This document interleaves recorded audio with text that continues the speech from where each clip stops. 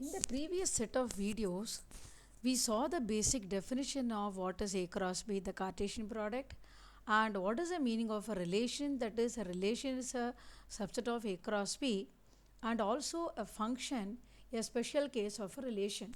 That is, every element of the domain set will be mapped to a unique element of the codomain set. So, F will be a subset of relations, or it can be equal as well if you are discussing all relations which are only functions. Now, I am going to explain the types of functions. Types of functions, there are four. Two of them are something to do with the domain set, and two of them are something to do with the codomain set. And also, at the end of this video, I will explain what is the meaning of a one-to-one onto function, which is also called a bijection, and such a function is known as an invertible function. Okay, so what is the meaning of a one-to-one function? One-to-one function. The word itself is self-explanatory that if there are two sets, say A and B, F is a function defined from A to B. Now let me take the elements of A as 1, 2, 3, 4 and the elements of B as A, B, C, D. Now if 1 is mapped to A, 2 is mapped to C, 3 is mapped to B and 4 is mapped to D, we are very clearly able to see that every element of A is mapped to an element of B, that is, there is no two element of A that are mapped to the same element of B.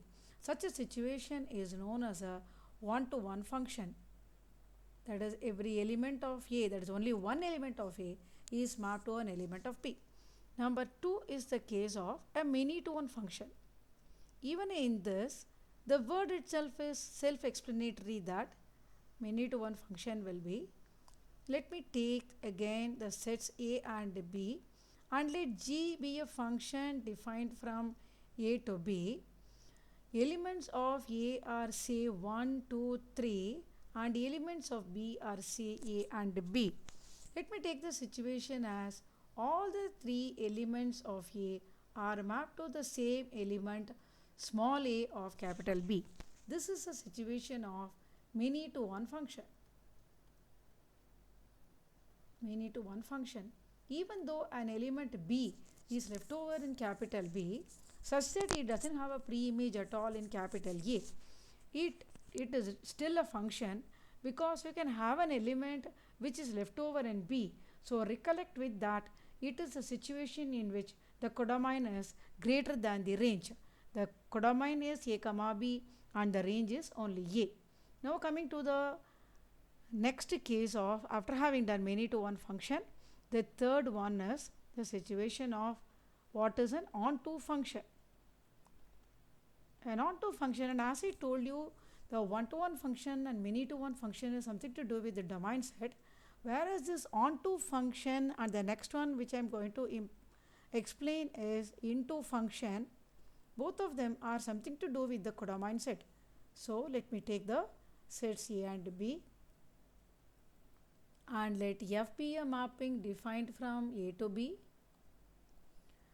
I need an onto function, but it can either be a one-to-one or a many-to-one. So I will take 4 elements in A and only 2 elements in B. So I will take it as 1 is mapped to A and 2 is also mapped to A, 3 is mapped to B and 4 is also mapped to B. There is no element left over in B which doesn't have a pre-image, that is codomain equal to range.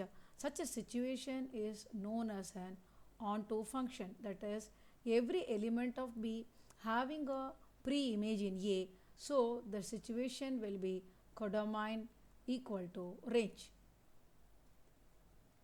And last comes the case of into function. This is also something to do with the codomain set. Let G be a mapping from A to B.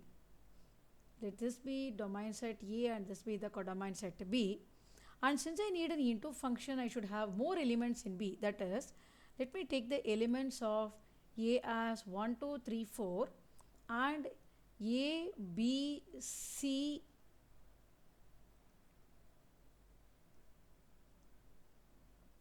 elements are A, B, C and so 1 is mapped to A, 2 is also mapped to A, 3 is mapped to B, 4 is also mapped to B. I have an element C which belongs to B, but it does not have a pre-image in A. That is, there is no element X such that f of x equal to C. X does not belong to A. There is no element in A x such that f of x equal to C. Such a situation is known as an into function. And so very clearly we can see that codomain is ABC and range is AB. Codomain is greater than range. Now, after having explained the meaning of one to one, many to one, on to, into, I will now explain a situation in which if a function is both one to one and on to, it has a special name. That is, let A and B, let f be a function from A to B. A and B are the sets. A is having 1, 2, 3, 4. B is having, say, A, B, C, D. And every element of A should be mapped to one element of B will mean that 1 is mapped to A, 2 mapped to C, 3 mapped to B, and 4 is mapped to D. We are able to see that it is not a many to one function, it is only a one to one function, and also it is an on to function. That is, there is no element in B left over without having a pre-image in A. Such a situation, such a function is known as a one to one on to function, and there is a special name for that which is called a bijective function.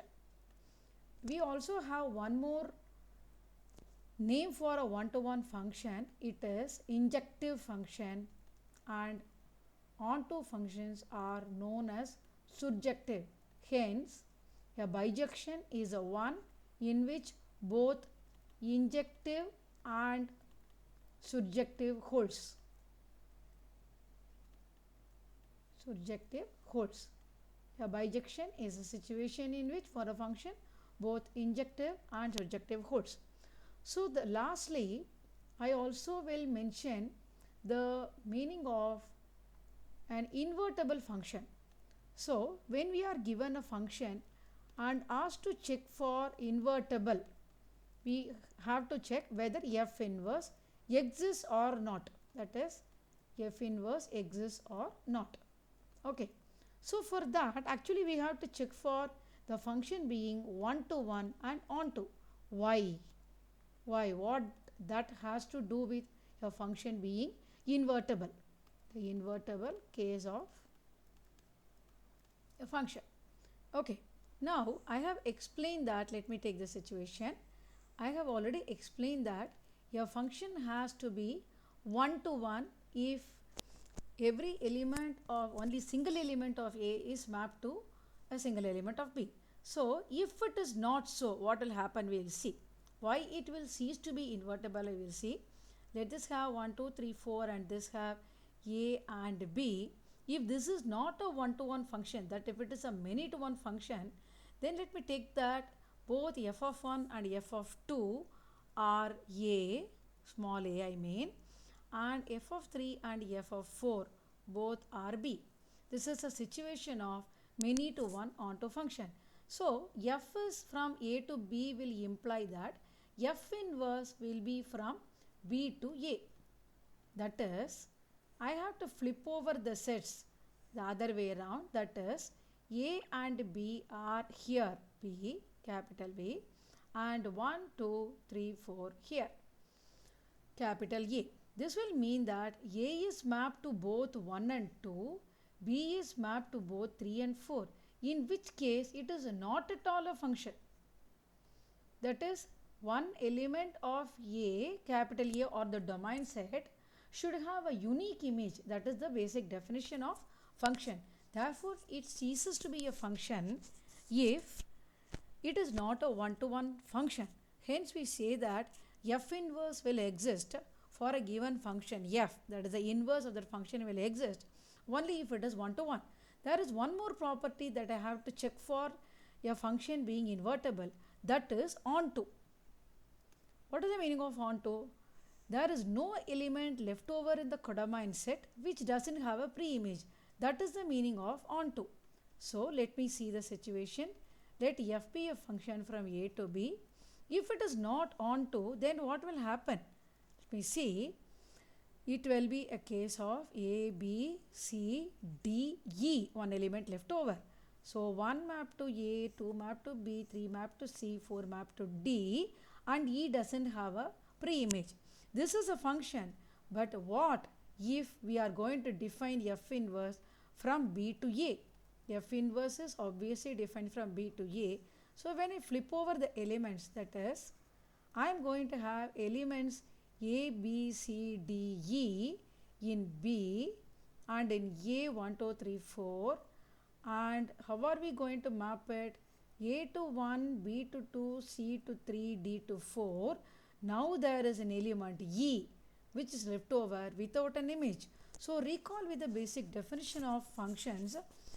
A function is a relation in which every element of the domain set has an image in the codomain set. That was the definition. Therefore, it will not be a function. Hence, we understand that for f inverse to exist, the function f has to be, f inverse to exist, f has to be 1 to 1 and on to.